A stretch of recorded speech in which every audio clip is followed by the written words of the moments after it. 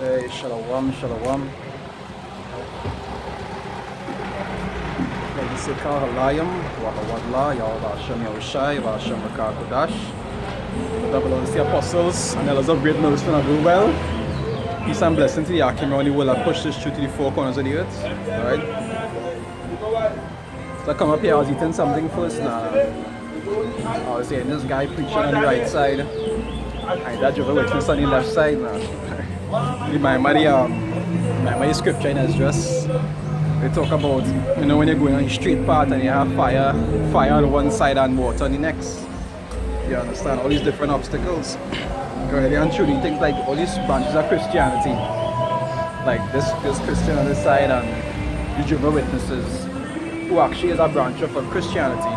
Because even though they might have slight differences, you know, the general belief is the same thing. You understand? They believe that Yahushai's name is Jesus. You understand? They believe that he was a so-called white man, and many other similarities. You understand? And it's like we had to come out here and actually teach people the truth, according to what the scriptures actually say. Because they're still on these things that they were taught in the world.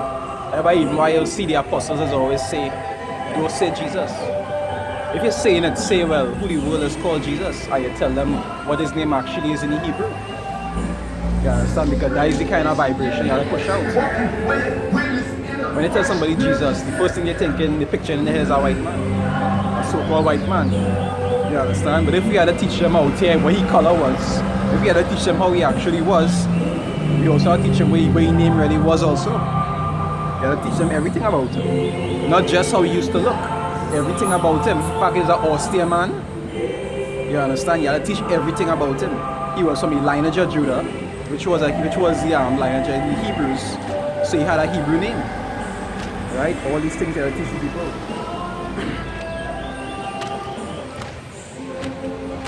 people. My mom picks up as in 1 John. I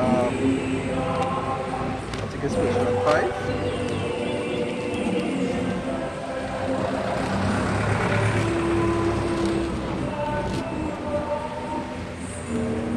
Massacre, I'm suffering it. 1 John 5.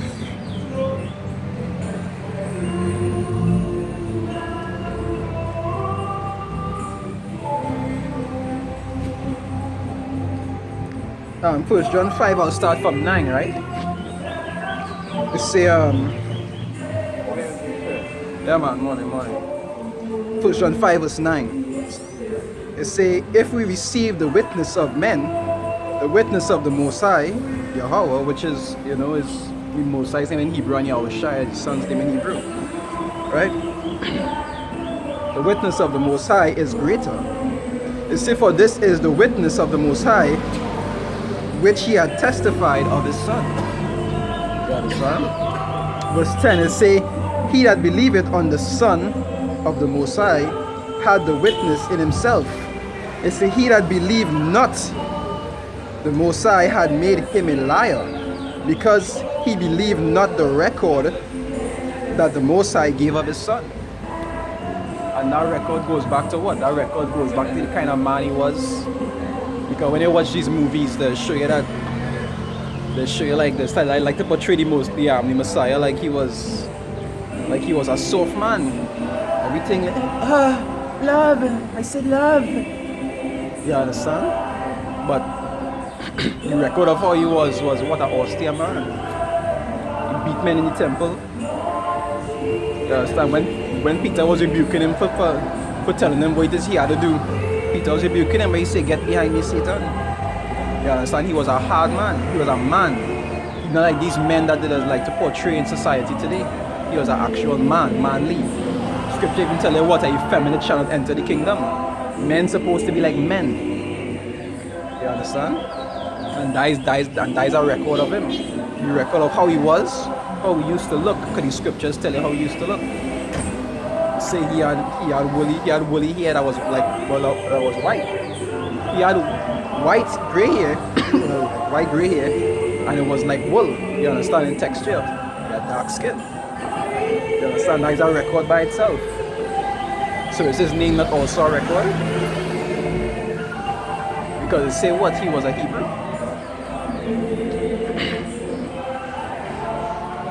We get, I think that is John 19:19.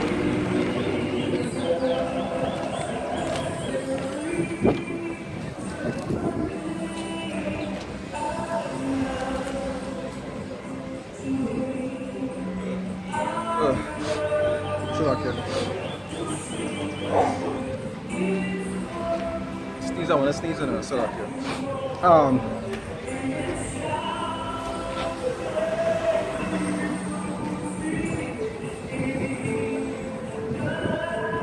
Alright, so there's John 19 verse 19, right? It say, and Pilate wrote a title, right, and put it on the cross, and the writing was, they say, Jesus of Nazareth, the King of the Jews. It said this title, then read,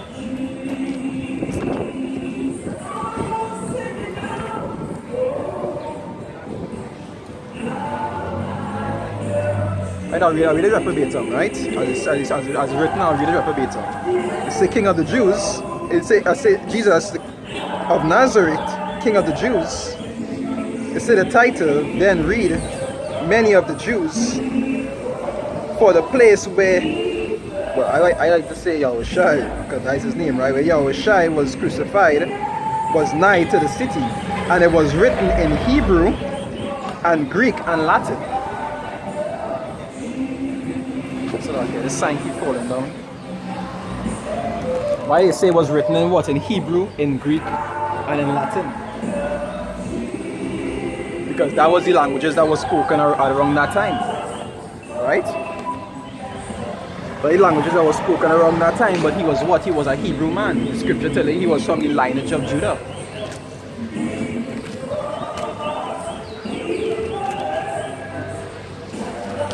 So let me get our next precept now. There's John 17. John 17.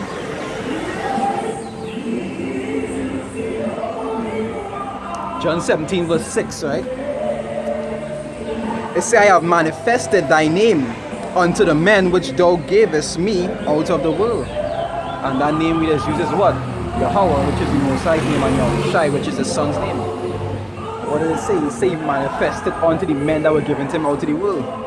That name that he manifested wasn't Jesus. They was teaching that even in the times of slavery. That is what they used to have people. That is the reference they used to use towards the Lord since the time of slavery. You understand? But we're not in that mental slavery anymore. We know what his actual name is according to the Hebrew. Right? But we know also who that name was manifested to. Jesus wasn't manifested to us. That was manifested to even our oppressors. That was what they used to call us. That's what they used to call him, and they used to give us to call him that. You understand? But what was manifested unto us? Yahweh Ba'Shem Yahushai. Right? I'll read it over. It says, I have manifested thy name unto the men which thou gavest me out of the world. It said, thine they were, and thou gavest them me, and they have kept thy word. And that's why even that name itself, it didn't start coming out until the men of the Lord started coming on the streets. All of that is proof and a witness by itself. The whole world is referred to the Messiah as many different names. As Yahweh, as just God, they might call him all kind of different things. And the Son of Man, we used to call him Jesus. That is a worldwide reference. Worldwide reference. You understand? That name wasn't manifested unto his men. That name was manifested unto the world. But the name that was manifested unto his men was what? Yahweh Ba'Shem Yahushai. Scripture say what? It says only by one name man should be saved. I remember some time ago I was talking to a Jehovah's Witness, and I was telling him, because he was saying that, I was going through him with the names, and he was saying that,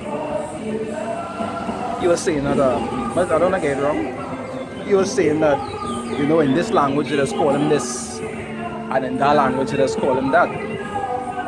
So I make the example to him. I say, so I have two particular names. I wouldn't call out the names, but I have two particular names. And my two names, it mean the same thing. I say, so that lady across the road there, I say if I was to call her one of my names, but she actually had the next one.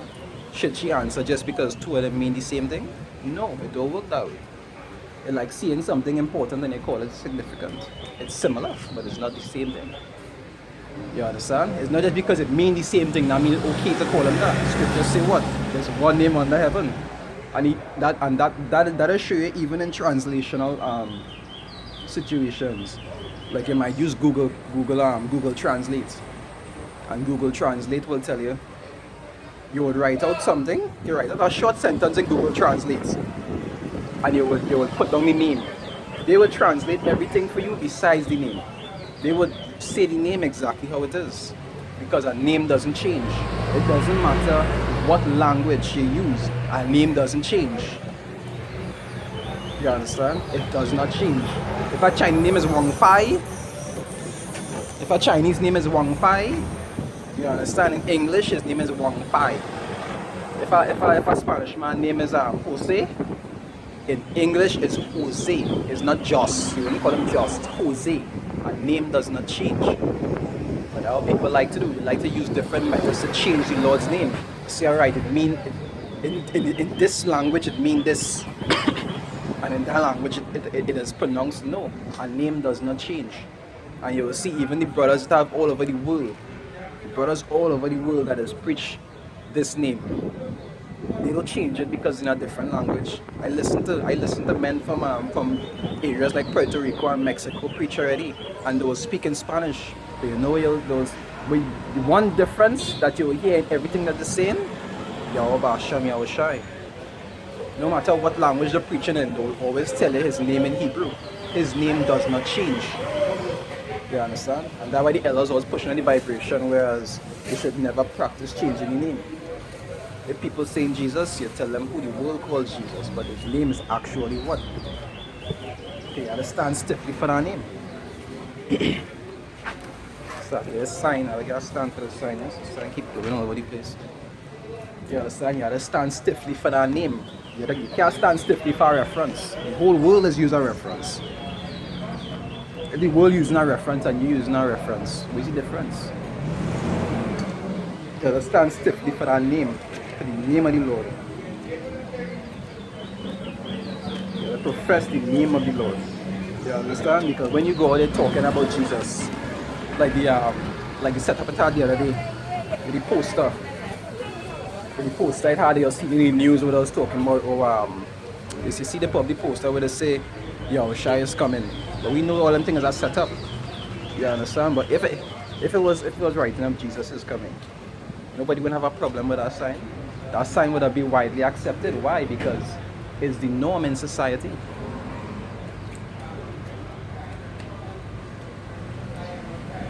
It's the norm in society. See, cool?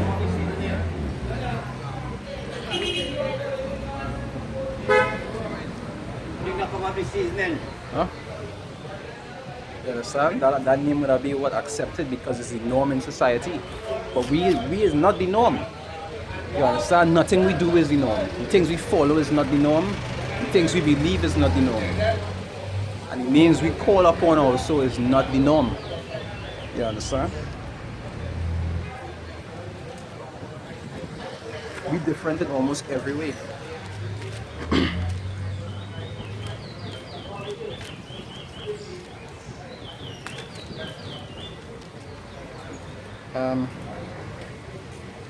So the second is just 2. The second is just 2. I'll read from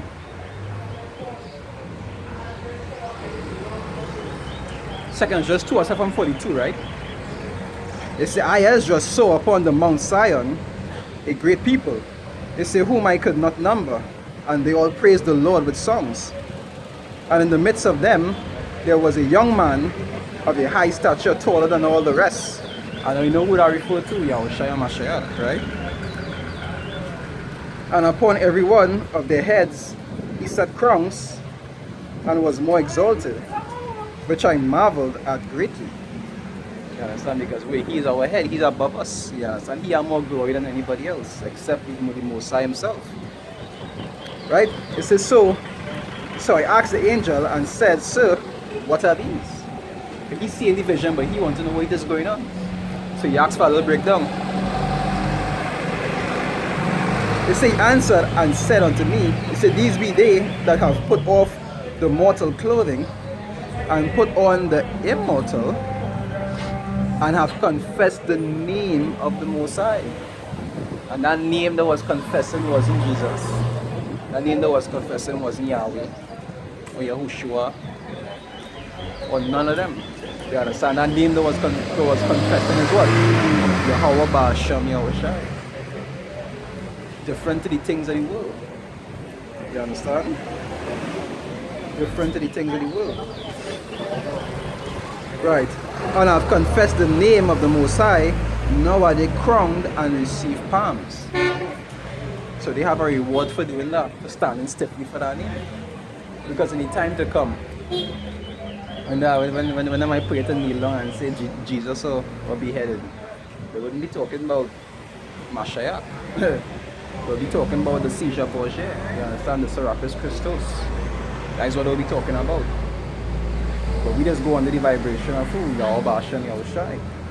Whether it be how we used to look, whether it be how we used to act, or whether it be what his name was. That's the vibration that we had to be under.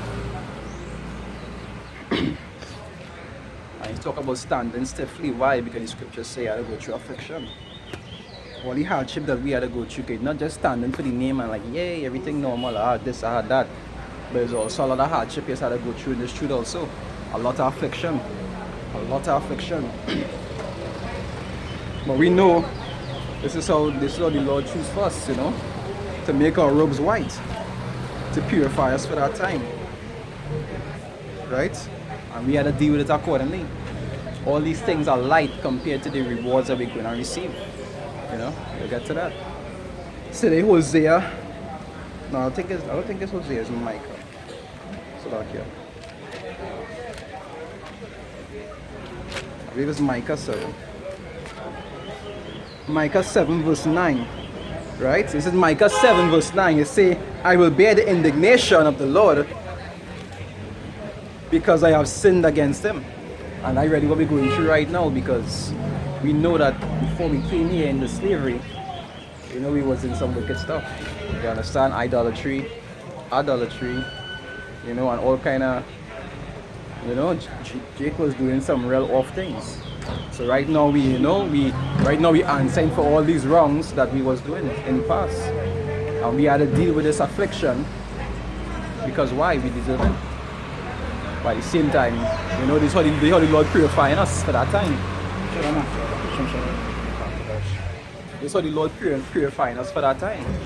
You know, scriptures say, through much tribulation, I'll get our peace up.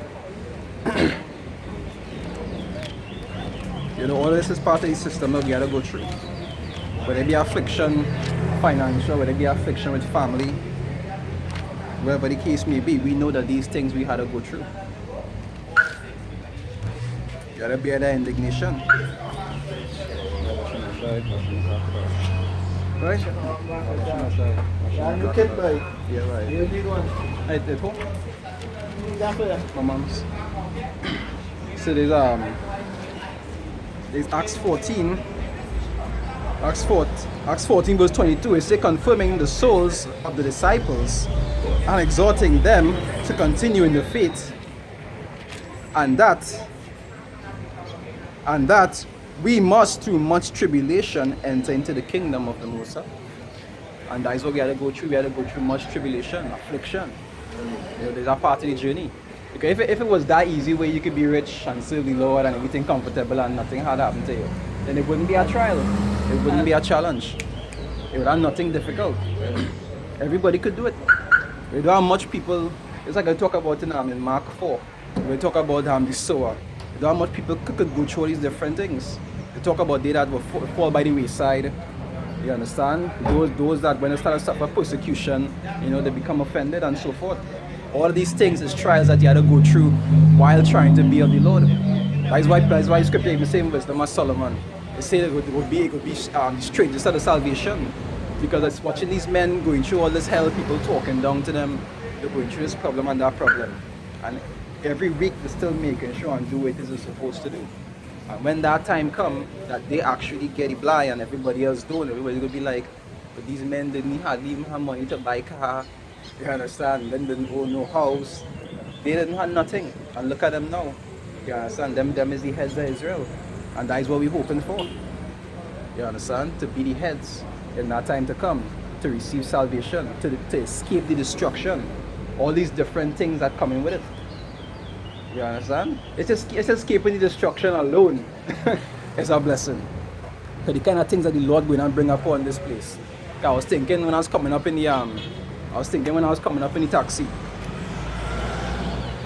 And it come to me. It'd say, in order to see the wicked fall, you have to first see the wicked prosper. Because if we never see the wicked prosper before, then seeing them fall wouldn't be a big thing. But if we take time and actually watch them every single day getting away with the nonsense, doing ungodliness and working out for them, when the time comes and they actually had to pay for it, we go be able to appreciate it properly. You understand? But first, what we had to do, we had to see them enjoy the wickedness. Guys, I'll get up here, sir. Guys, in Ecclesiasticus.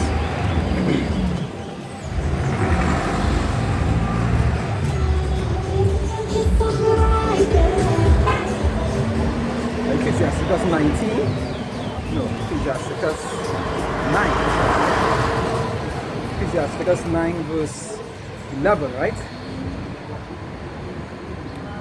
Ecclesiasticus 9 verse 11, it says, envy not the glory of his sinner, for thou knowest not what shall be his end.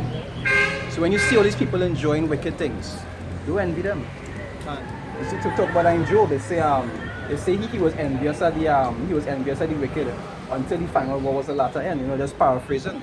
When that time comes that they had an answer for all these things that they're doing and getting away with it now. You understand? And may the Lord will be able to witness those things. You understand? Verse 11, they say, envy not the glory of a sinner. Oh, sorry, I'll read this now. Yeah, I'll read about it. Envy not the glory of a sinner, for thou knowest not what shall be his end. It said, delight not in the things that the ungodly have pleasure in. But remember, they shall not go unpunished unto their graves. So men of understanding know, hey, it's true, yes, they're going to enjoy all the nice things now and getting away with it. They had the bountifulness. And men opening the back to get teed up. All kind of wickedness going on outside here. And it working out for them. Why? Because that's what the Lord get them. But when the time come that they had an answer for it, you understand, you got to make sure that you don't get caught up in it. Or the scriptures say, fall out a multitude to do evil. Because when the time come, you wouldn't want to be on a ship jumping up with somebody in the ship on fire. When the ship go down and you go down with the ship, you don't want that. You don't want that. Let's switch to the next side.